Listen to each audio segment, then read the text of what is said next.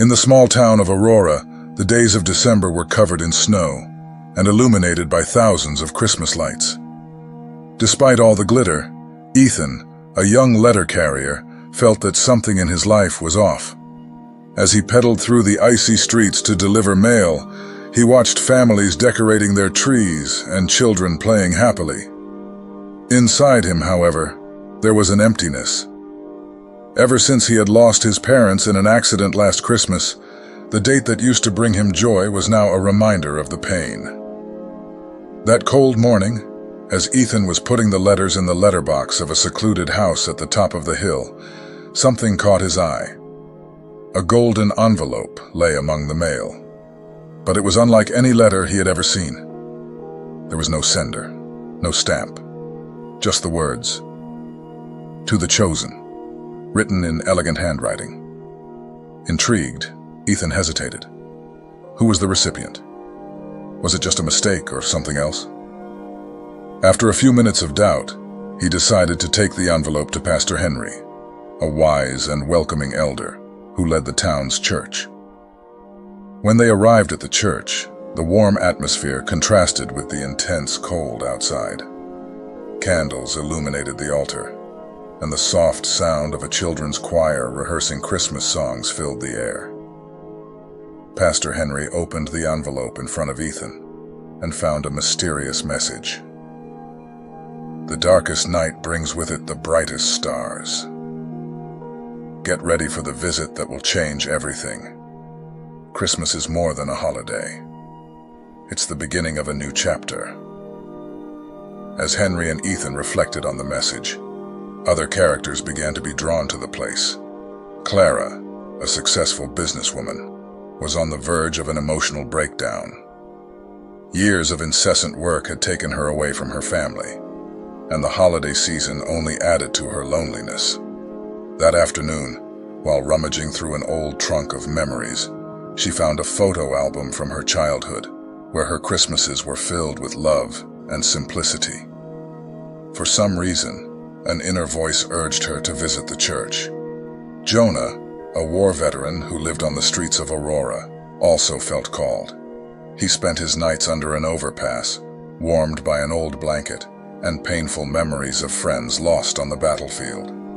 That night, as he watched the starry sky, he saw a light that seemed different, almost alive, and he followed it to the church. Anna, a girl of just 8, living in an orphanage, began to have recurring dreams about a kind-looking man who told her, "Go to the crib, they need you." Despite not understanding the meaning, she decided to obey. She asked the orphanage director for permission to visit the church that evening. When everyone met, there was a moment of reverent silence. Each person brought their own pain, but felt that they were there for a greater purpose. That same night, they decided to follow the guidance of the crystal star.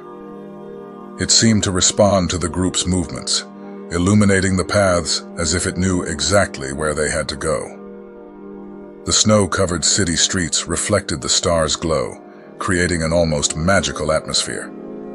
Their first destination took them to the central square, where Clara spotted a young woman sitting alone on a bench, crying. At first, she hesitated. For years, she had avoided getting emotionally involved with anyone, believing that her success at work was more important. But something inside her prompted her. "Is everything all right?" Clara asked as she approached. The woman, whose name was Sophia, revealed that she had recently lost her job and didn't know how she would support her young daughter. Clara, overcome by a wave of compassion, offered to help her. "I have a vacancy in my company. I don't know if it's what you're looking for, but we can talk." Sophia cried with relief and hugged Clara, thanking her deeply. For the first time in years, Clara felt that she had done something that really mattered. Meanwhile, Jonah found a young man leaning against a brick wall with a blank expression on his face. Something about the boy reminded him of himself after the war, lost, aimless, and full of pain. Jonah approached him and started talking, sharing his own story of overcoming. "You think there's no way out," said Jonah, "but trust me, the light is closer than you think. Sometimes we just need to take the first step." The young man cried silently and agreed to seek help, moved by Jonah's words. While these connections were happening, Anna handed out flowers she had picked along the way to strangers, saying, "Christmas is about love, and I wanted to give you something." Her simple but pure gesture drew smiles from even the most hardened by life. And Ethan, who had always felt invisible, found the courage to write messages of hope and deliver them to strangers. One of the messages read, "Even in the darkness, there is a star shining for you."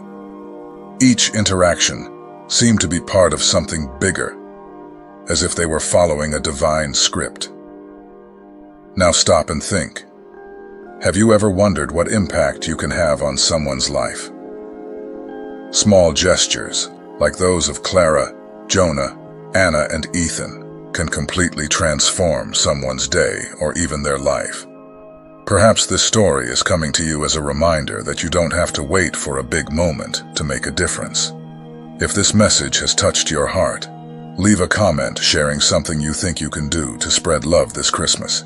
And of course, subscribe to the channel so you don't miss any more stories like this. Your participation helps bring messages of hope to more people.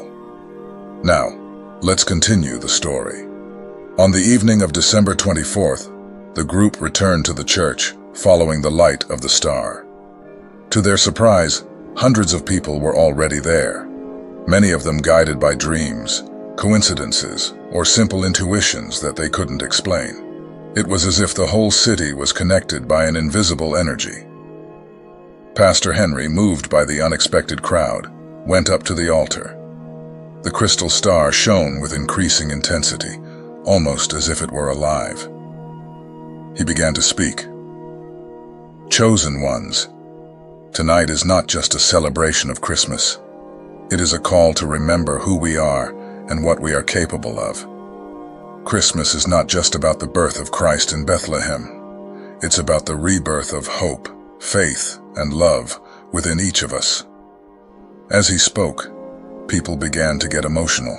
Many cried, others smiled, but everyone felt something deep, as if their souls were being touched. Suddenly, the crystal star shone brightly, illuminating the entire church and even the surrounding square. The light seemed to fill everyone's hearts, dispelling fears, doubts, and resentments. For a moment, everyone experienced indescribable peace. As the group left the church that illuminated night, something special echoed in their hearts. A renewed certainty that each of them had a part to play in the great narrative of hope and love that Christmas represents. Their story, chosen to bring light to the world, didn't end there. On the contrary, it was just beginning, just as your journey can also begin now. Christmas is not just an end-of-year celebration. It is a divine invitation to be reborn. It reminds us that, just as Jesus came into the world on an ordinary night, in a simple and humble place, great miracles can arise from the most unexpected moments. Christ's birth was not just a historical event. It was a declaration of God's love for humanity, a reminder that we are never alone, even on the darkest of nights. Maybe you've come this far feeling tired, discouraged, or even lost. Perhaps the challenges of 2024 have been greater than you imagined. But I want you to know something powerful. Christmas is proof that God works in silence, preparing paths where there seem to be no solutions. No matter how difficult the year was, what matters is what you choose to do now. You are chosen. Chosen to shine, to spread love, and to find purpose in the midst of difficulties.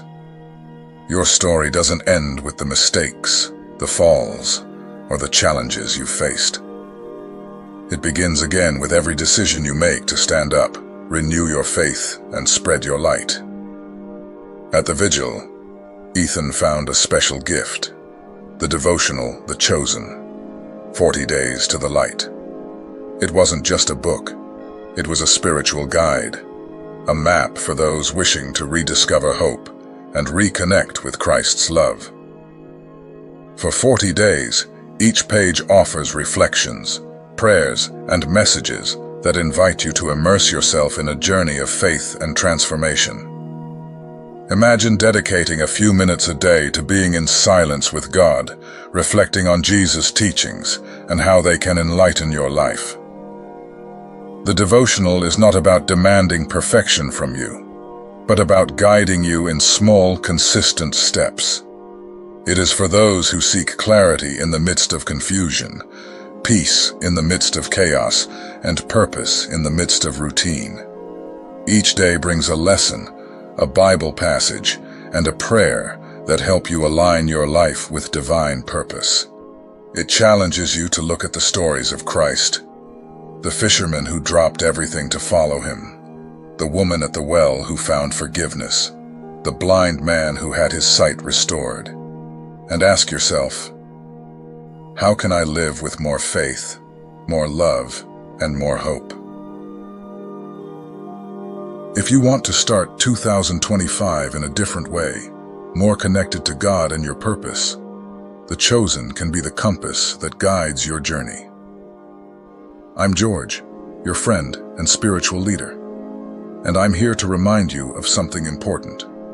You're not alone. God has brought you to this message because He has something special in store for you. Perhaps, in the midst of the December rush, you feel like you're just trying to survive the end of the year. But I want to invite you to pause, take a breath, and listen to what God has to say to your heart. You are chosen. No matter where you are or what you've experienced so far, your life has a purpose. And it is at Christmas, this time of renewal and new beginnings, that we are reminded that God always works for the good of those who love Him. I know that sometimes it can be hard to believe. Maybe you're facing challenges in your health, your family, at work, or even in your faith. But I want to encourage you. The same God who sent His Son into the world to bring light in the midst of darkness is by your side now. He has not forgotten you. He sees your struggles, knows your pain, and is preparing something beautiful for your life. Believe me, you are capable of more than you realize. God has placed within you a light that no one can extinguish. And when you choose to share that light, even in small gestures, you transform the world around you. Now, I want to invite you to be part of this journey of light.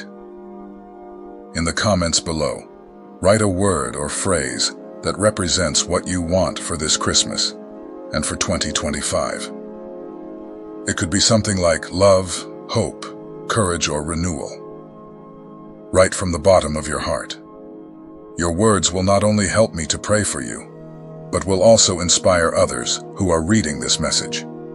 Also, if this message has touched your heart, subscribe to the channel. This is a space created to share stories, reflections, and messages that strengthen our faith and help us move forward, even in the most difficult times.